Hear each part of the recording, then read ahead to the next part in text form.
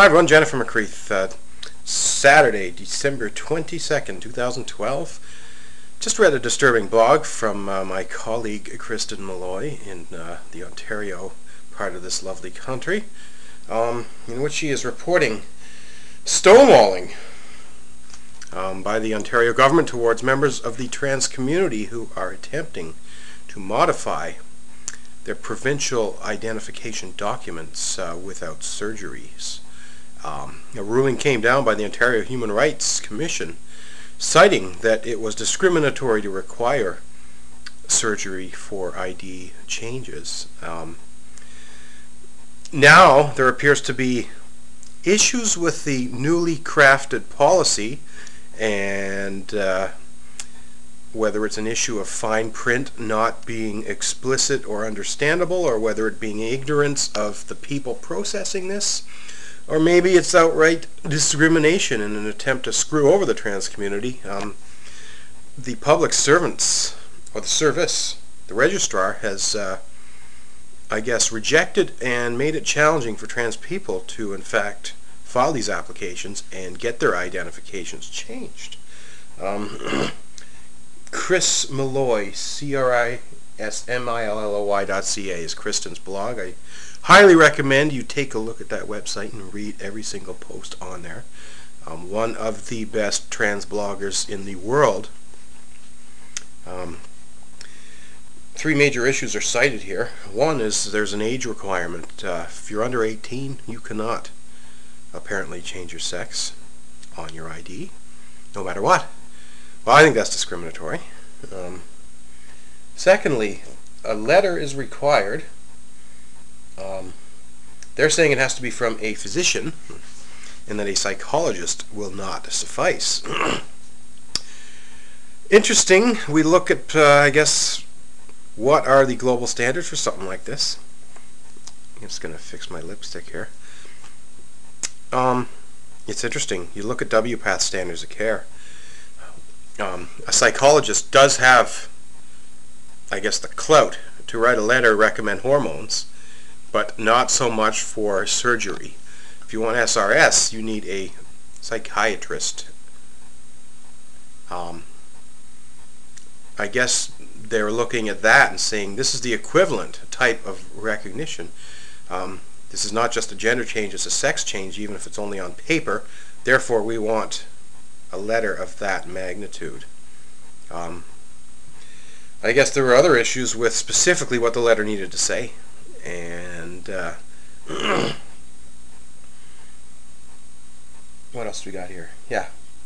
Published guidelines. So there are published guidelines, and I guess they're not clear. And I guess there's additional rules that are being made up. Not good enough, Ontario government. Come on. You want to be leaders in human rights, you got to clean up this mess, and you got to hurry up and do it now. Unacceptable. The rest of the country's looking at you as leaders, and this is definitely not leadership. So come on, folks. Clean up your act. Do a better job. Is there more? Having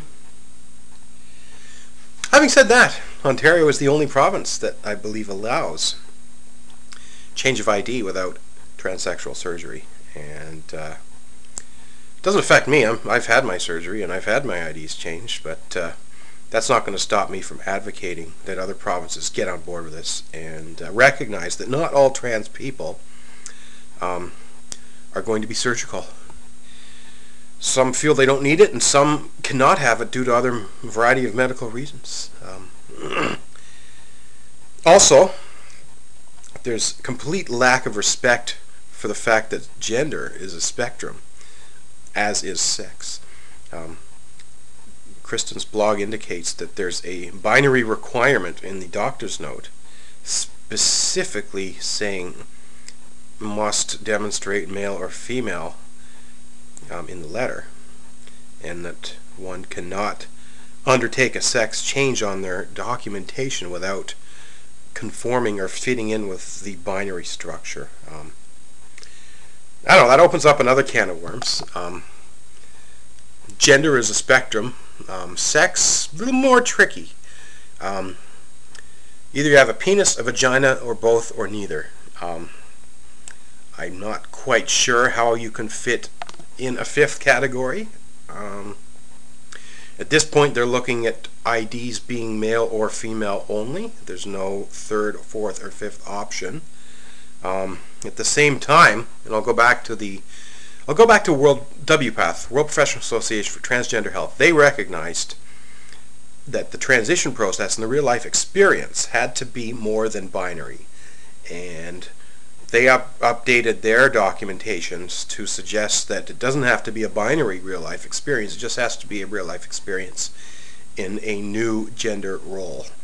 That could be man, woman, both, or neither, as long as it's a change from where the patient is at. And I would encourage the Ontario government to look at WPATH's new standard and align your policies with that so that they are congruent, because what we don't want or need is to have Ontario looking at policies that are 10 to 15 years out of date and now obsolete, because it's ridiculous. There's no value in doing that. Anyway, for the rest of the provinces, take a look at this, because if you don't, there will be human rights complaints filed by trans people, and you're just going to look stupid. Every oppressed organization or entity has fought for and won human rights, whether it's the women's rights, the gay lesbian rights, and now we're on to trans. Yeah, stop fighting it, because there's no reason to fight it. Anyway, that's my comments. I'm Jennifer McCreath. Thanks for watching, everyone.